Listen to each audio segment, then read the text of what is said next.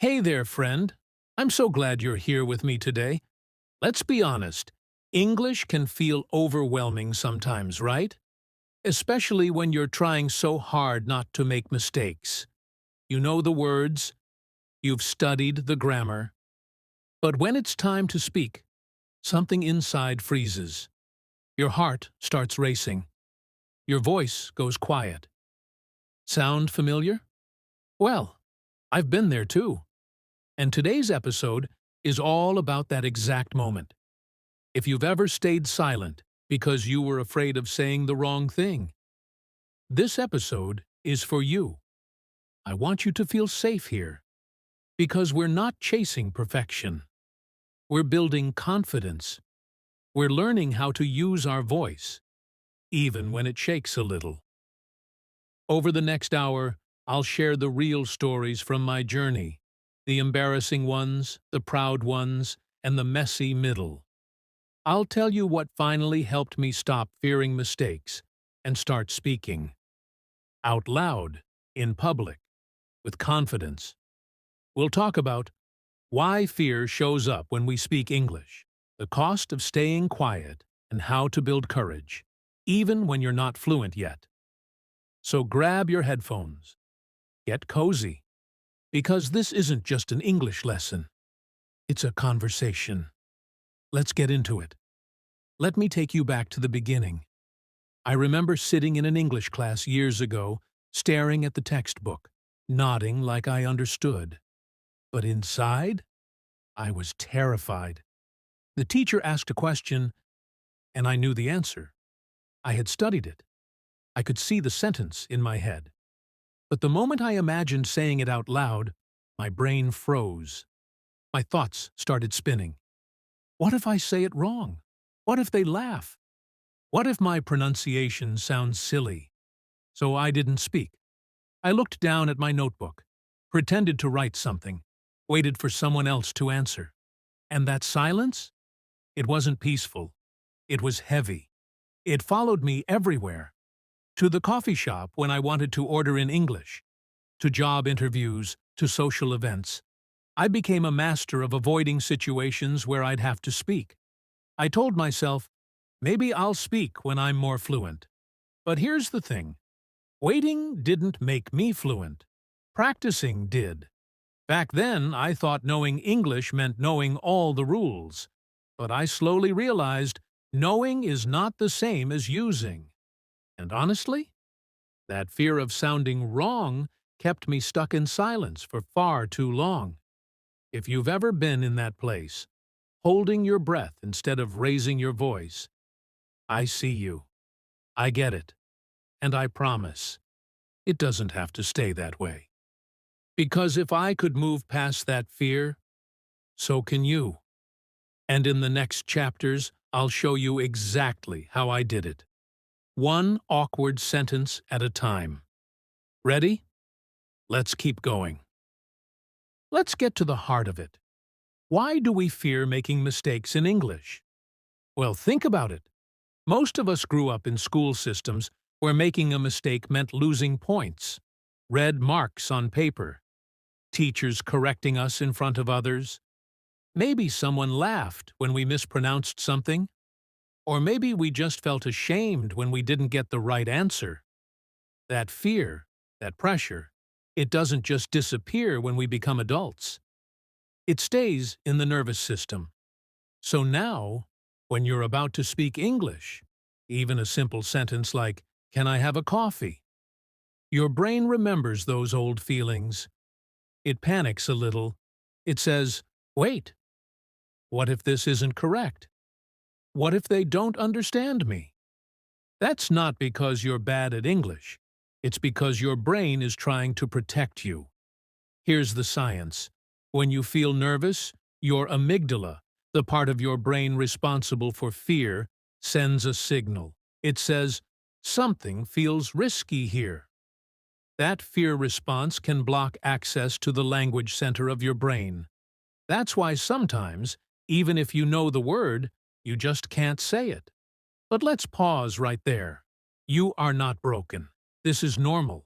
Everyone goes through it, even native speakers. When I first started learning, I used to think, other people speak so easily. Why can't I? But the truth is, everyone struggles. Everyone makes weird grammar mistakes. Everyone forgets a word at the worst time. Fluency isn't about never messing up. It's about continuing even when you mess up. And here's something powerful I want you to hear. Every time you speak English, even with a mistake, you're winning. Because you're showing up. You're pushing past fear. You're letting your voice be heard. So if you're still afraid of speaking English in front of others, I want you to know that fear doesn't mean stop. It just means you're growing. And that's the bravest thing of all. Stick with me. The next part is about how I started to shift my mindset, and how you can too. Let me take you back to a moment I'll never forget. It was my first time speaking English in front of more than just a few people. I had joined a group class. You know, one of those where you're asked to introduce yourself, share your opinion, maybe answer a question in front of everyone. My heart was already racing before the teacher even said my name. Then it happened. She looked at me and said, "What's one thing you enjoy doing on the weekend?" I knew what I wanted to say. I thought I had practiced it before. But when I opened my mouth, my brain went completely blank. I stumbled. I panicked. And I said, and I still remember this, I like go walk in park and eat some outside. There was this silence in the room, not long, maybe 3 seconds, but it felt like forever. Someone corrected me, gently, not mean. You mean, I like to go walking in the park and eat outside? And I nodded, smiled awkwardly. My face was hot. My hands were shaking under the desk. I wanted to disappear, but I didn't. I stayed. And after that moment passed, I realized something strange. The world didn't end. No one laughed at me. No one kicked me out of the room. In fact, after class, someone came up and said, "Hey, I make that mistake too." That moment hurt, yes, but it changed me. It showed me that the worst-case scenario wasn't so bad, that I could make a mistake in public and still move forward. I didn't suddenly become confident after that, but it was the beginning of something new. Resilience. The ability to speak even when I didn't feel perfect, even when my grammar was shaky, even when my accent felt too much. That day taught me that mistakes aren't just part of the journey. They are the journey. They're how we grow. They're proof that we're showing up and trying. And if you've ever had a moment like that, maybe you're still thinking about it. I want to say this. You survived it too. And you're stronger than you think. Keep going. Let's talk about how I began to change the way I saw mistakes, and how that opened the door to real fluency. There was a moment, not dramatic, not loud, but it changed the way I thought about mistakes forever. I was talking with someone online, just a casual language exchange. We were discussing movies, and I wanted to say that a film made me emotional. But instead, I said, it made me feel emotional. I didn't even realize I'd said it wrong. I kept going, excited to share my opinion. But then, my language partner smiled kindly and said, "Hey, just so you know, we say emotional, not emotional. No ed at the end." And I froze for a second. My brain did that little thing, you know the one, where it says, "Ugh, you messed up." That voice in my head was ready to shut me down again. But then something different happened. I laughed. I laughed because I realized I'd never forget that correction. It stuck. Way more than if I had just read it in a grammar book or seen it in a list of adjectives. Because that moment was real. I was emotionally connected to it. I had felt something. A little bit of embarrassment, sure, but also curiosity and growth. And that mix? That's what makes learning last. From that day on, I started welcoming those moments, not chasing them exactly, but not avoiding them either. If I said something wrong and someone corrected me, I'd write it down. I'd say it again the right way. I'd build it into a sentence I'd use later that day. And slowly, mistakes stopped feeling like failures. They started feeling like teachers. So if you're afraid of making mistakes, I want to challenge you. What if your mistakes aren't blocks on the road? What if they are the road? What if every little error you make is proof that your brain is stretching, learning, experimenting? That shift changed everything for me. Because the moment I stopped fearing mistakes, I started learning from them. And that's when fluency began to feel real. Here's something that completely changed the way I thought about speaking English. Native speakers make mistakes all the time.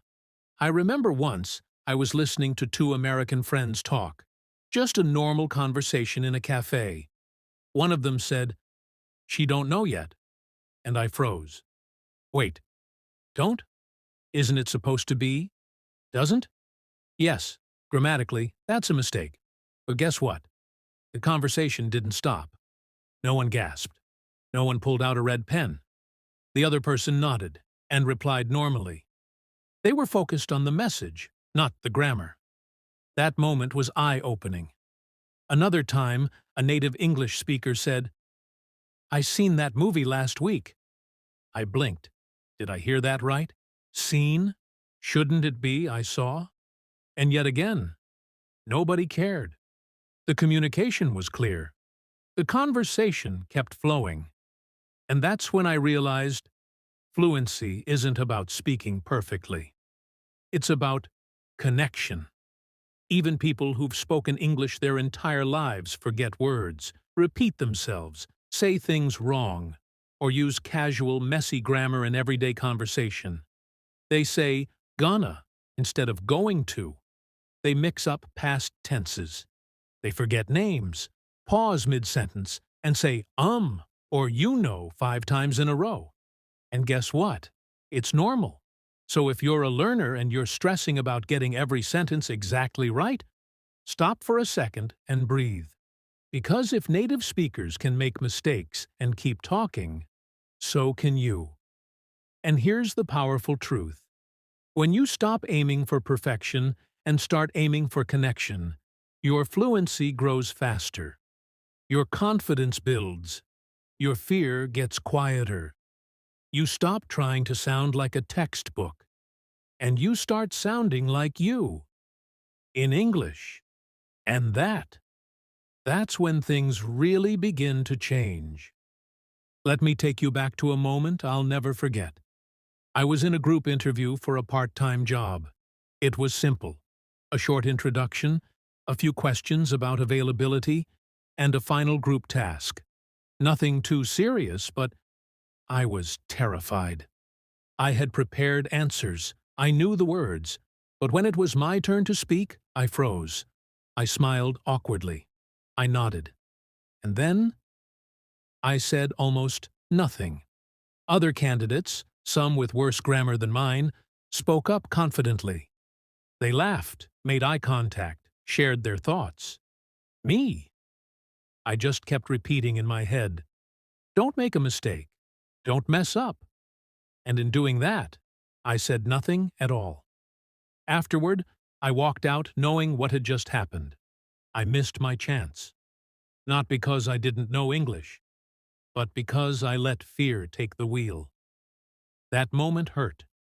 Not just because I didn't get the job, but because I realized how often I'd stayed silent in other situations too. I didn't talk to that friendly tourist on the bus. I didn't speak up in that English class, even when I had the answer. I didn't reply to the message from a potential language partner. Fear was protecting me. From embarrassment, from mistakes, from uncomfortable feelings. But it was also blocking me from connection, from growth, from life in English. And here's the truth. Silence feels safe. But over time, It becomes a prison. You watch life happen through a window instead of walking out and living it. So if you've ever stayed silent because you were scared to get it wrong, I get it. I really do. But I also want you to ask yourself, what might I be missing by not speaking? Sometimes the cost of silence is higher than the cost of making a mistake. And the good news? You don't have to stay silent anymore. I still remember the day I decided to stop preparing every single sentence before speaking. Up until that point, I had always written things down. If I knew I had to speak English, whether in class, at work, or online, I would spend hours creating the perfect script, word by word, grammar checked, vocabulary polished. I sounded fluent, but only on paper. Then one day, something unexpected happened. I joined a language exchange call, and my notes disappeared. Literally. My internet crashed for a second, and the page I had open, my beautiful, perfectly written script, closed. When the call resumed, the native speaker smiled and said, "So, tell me about your day." I froze. I panicked. But then, I just started talking. "I woke up late," I said. Had toast. And I forgot my meeting." My grammar wasn't perfect. I repeated words. I used gestures when I couldn't remember something. I even said, "Wait, what's the word? Oh, alarm! I forgot to set my alarm." And here's the wild part. The conversation flowed. We laughed. We connected. And for the first time in a long time, I felt something I hadn't felt before in English. Free. That conversation, raw, messy, imperfect, was more real than any perfectly memorized script. That day I realized, real English isn't about being flawless. It's about being present. You don't need to sound like a news anchor. You need to sound like you, thinking, feeling, trying, expressing. So here's what I want you to take away from this story. Speaking without a script might feel scary, but it's where your true voice starts to grow. Yes, you'll make mistakes. Yes, you'll pause and repeat and forget words. But every sentence, even the wrong ones, will take you closer to real fluency. Because imperfect speaking is real speaking. Let yourself speak, not like a textbook, but like a human. There was a time when the word feedback made me nervous. I'd hear it and immediately feel tense, like someone was about to point out how wrong or broken my English was. But then something changed. I remember having a conversation with a native speaker online. It was a relaxed exchange, just small talk. I said something like, "He go to work early every day." And instead of correcting me in a harsh way, the person just smiled gently and said, "Oh, you mean he goes to work early, right?" And they kept the conversation flowing. No pressure, no judgment. That moment stuck with me. Because it didn't make me feel wrong, it made me feel supported. That's when I realized there are two types of feedback in language learning. The kind that makes you shut down, and the kind that makes you grow. When someone corrects you kindly, with encouragement, not ego, it becomes a gift. It teaches you, but it also tells you, "I believe in you." Now, here's the tip I live by. Find people who correct you with care. Maybe it's a tutor who gives you feedback after your ideas, not during.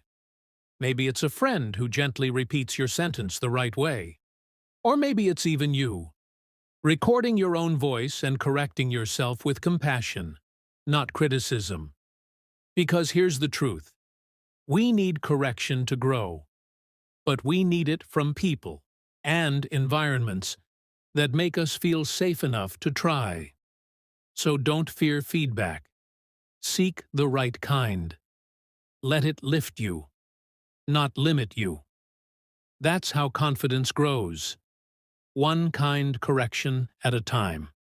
For the longest time, the loudest critic I had wasn't other people. It was me. Every time I made a mistake in English, my inner voice would jump in with something harsh. That sounded stupid. You'll never be fluent. Why can't you get it right? And the worst part? I believed it. That voice made me feel small, stuck, and ashamed of even trying. But one night, after yet another moment of freezing during a conversation, I sat down and thought, if I spoke to my friend this way, would they ever feel confident? Of course not. So why was I doing it to myself? That was the moment I decided to rewrite my inner voice. It wasn't easy. At first, it felt fake. But slowly, I started talking to myself differently, especially after I made mistakes. I'd say things like, "It's okay. You're learning." This is how fluency is built. One mistake at a time. You spoke today. That's brave. Those words didn't just change how I felt. They changed how I spoke. I stopped holding back. I became kinder to myself and more confident with others. Here's the truth. You can't speak with power if your inner voice is constantly whispering fear. So change the dialogue. Be your own supporter. Speak to yourself the way you'd speak to someone you love who's learning something hard. And when the old voice shows up again, that one that says, "You're not good enough," gently reply with, "Maybe not yet, but I'm getting better every day." That's how we grow. With grace, not guilt. Let me tell you something I wish someone had told me earlier. Confidence isn't something you get and then speak English. It's something you build by speaking, especially when no one's watching. For a long time I thought, I'll speak when I feel more confident.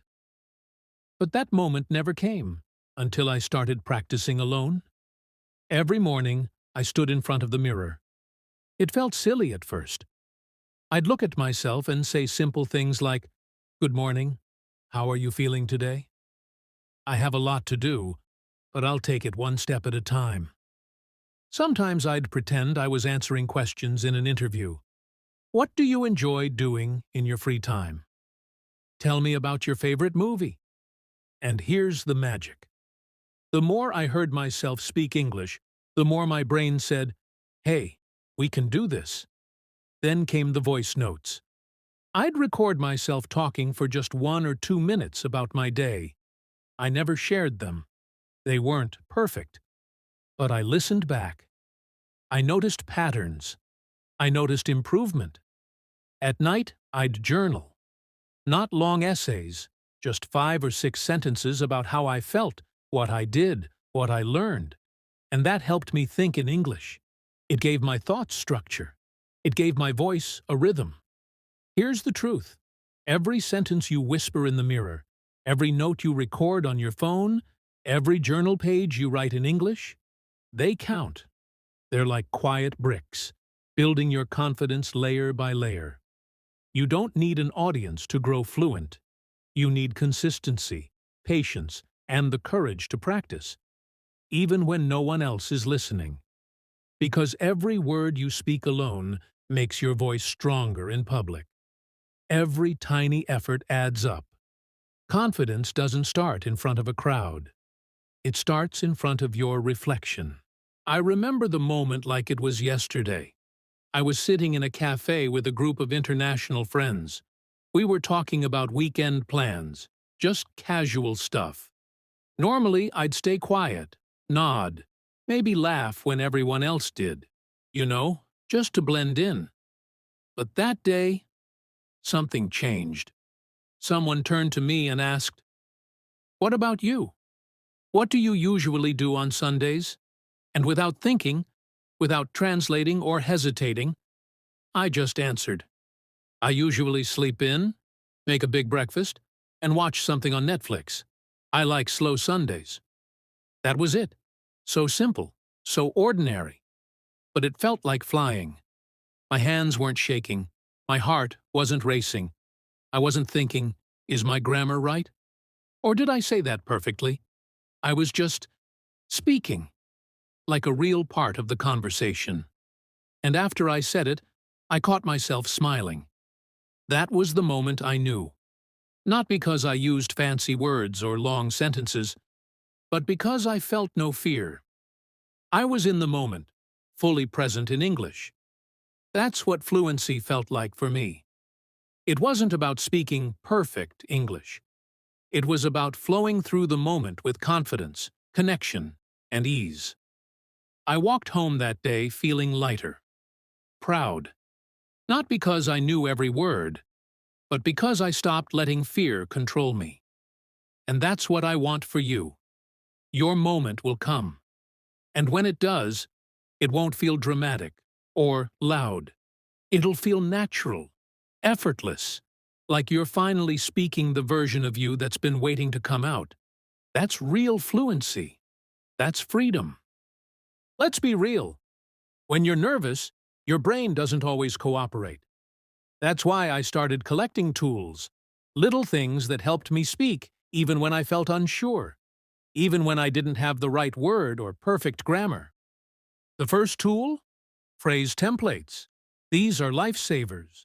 Instead of panicking when I didn't understand something, I'd say, "Sorry, could you say that again? Can you speak a little slower, please? I'm not sure I understood. Do you mean—" They sound simple, but they work like magic. You don't freeze. You keep the conversation going. The second tool? Confidence apps. I used apps like Elsa Speak and voice journaling tools. They let me practice pronunciation without pressure, and hearing my own voice helped me build trust with myself. Even voice memos on your phone can become a daily speaking routine. The third tool? Language exchange buddies. I found a few through Tandem and HelloTalk. Not teachers, just kind people who were also learning. We laughed, we made mistakes, and we grew together. Speaking with another learner feels safer, and you both win. And here's the best part. You don't need to stick with just one tool. Experiment. Try Mirror Talk one day. Record a voice message the next. Use a phrase template today. Find a new one tomorrow. What matters isn't how advanced your vocabulary is. What matters is you keep speaking, with whatever tools make you feel supported. So don't wait until you feel ready. Use what you've got. Build your toolkit. And speak anyway. You don't need a perfect plan. You just need a small one. Something simple enough to start right now, even if you're nervous, even if your English isn't where you want it to be. So here's a little challenge I want you to try today. Just 3 small steps. Step 1. Speak one sentence out loud in English. That's it. It could be, "I'm learning to speak confidently," or "I want to improve my English every day." It doesn't matter what you say. What matters is that you say it. Out loud. With your voice. Let yourself hear it. Feel the words roll off your tongue. Step 2. Make one mistake on purpose. Yes, you heard me. Say a sentence you know isn't perfect. Maybe mess up the grammar a little. Maybe use the wrong preposition. Then, smile. Remind yourself, "I'm learning. This is part of it." That one moment will teach you more than hours of memorizing rules. Because real growth happens when you let go of being perfect. Step 3.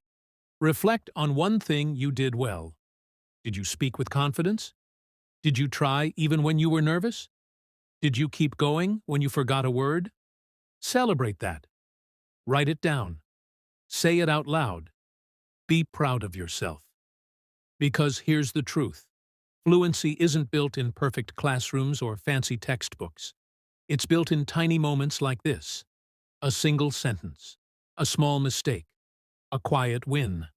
So go ahead. Start today. Your journey is waiting, and you're already on the path. So, let's take a breath and look back at what we've just explored together. We talked about fear, that heavy, invisible wall that stops so many English learners from speaking. We shared real stories of mistakes, awkward pauses, missed chances, and the turning points that came after them. The moments when we decided, I'm not waiting for perfection anymore, I'm speaking anyway. And here's the truth that I hope stays with you. Mistakes are not the enemy. Silence is. Because when you speak, you learn. When you get something wrong, you grow. And every time you speak, even if your sentence isn't perfect, even if your accent shows, even if your grammar is off, you're becoming more fluent, more confident, more unstoppable. So here's your challenge for today.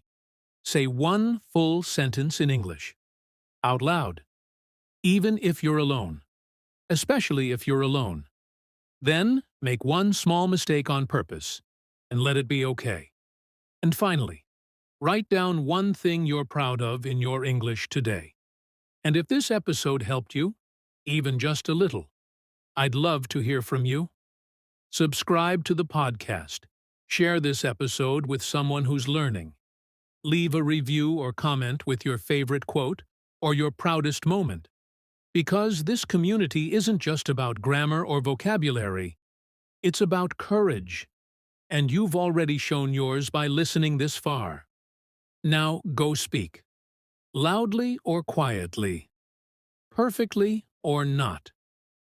Just speak. Because your voice matters. And the world needs to hear it.